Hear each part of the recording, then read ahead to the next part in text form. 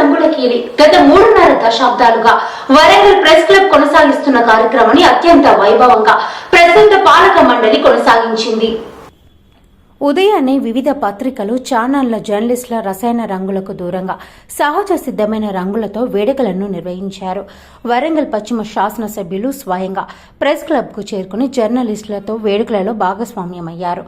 ఈ సందర్భంగా ఆయన మాట్లాడుతూ తాను రాజకీయంగా ఎదగడానికి నగర జర్నలిస్టుల చేతోడు మరవజాలనని, జర్నలిస్టు సుదీర్ఘ కోరిక నివాసానికి ఒక గూడు, ఈ విషయంలో పార్లమెంట్ ఎలక్షన్ కోడ్ ఉన్నందున ఎక్కువగా మాట్లాడనని, కోడ్ ముగియగానే ముఖ్యమంత్రితో మాట్లాడి సుదీర్ఘ కళ నెరవేర్చి జర్నలిస్టుల అభ్యున్నతికి పాటు పడతానని హామీనిచ్చారు.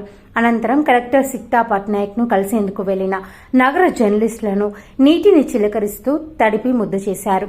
ఈ సందర్భంగా ఆమె కుటుంబాన్ని పరిచయం చేయడంతో పాటు తనతో పాటు పనిచేస్తున్న మహిళా అధికారులను జర్నలిస్టులకు పరిచయం చేసి హోలీ పండుగ వేళ వాడే రంగుల విశ్వ మానవ స్వాతంత్ర్యం చాటుతాయని తెలిపారు.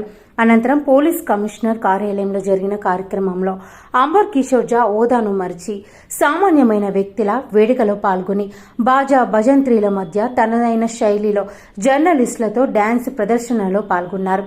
ఈ సందర్భంగా ఆయన మాట్లాడుతూ వృత్తిపరంగా చేసే ధర్మం వల్ల కొంతమంది అసహనానికి గురవుతారని, దానివల్ల బాధలు సహజమని, ఈ విషయాన్ని పెద్ద మనసుతో స్వీకరించి ప్రజలు పోలీసు వ్యవస్థ కాపాడాలని, ప్రజాస్వామ్యంలో మూలస్తంభమైన జర్నలిస్టులు తమ శాఖకు మద్దతు ఇవ్వాలని కోరారు.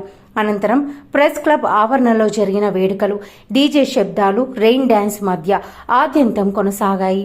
నిర్వాహకులు క్లబ్ సభ్యులకు ఎటువంటి ఆటంకాలు లేకుండా వేడుక ముగిసే వరకు సమన్వయంతో కృషి చేయడమే కాకుండా అల్పాహారాన్ని కూడా అందించారు.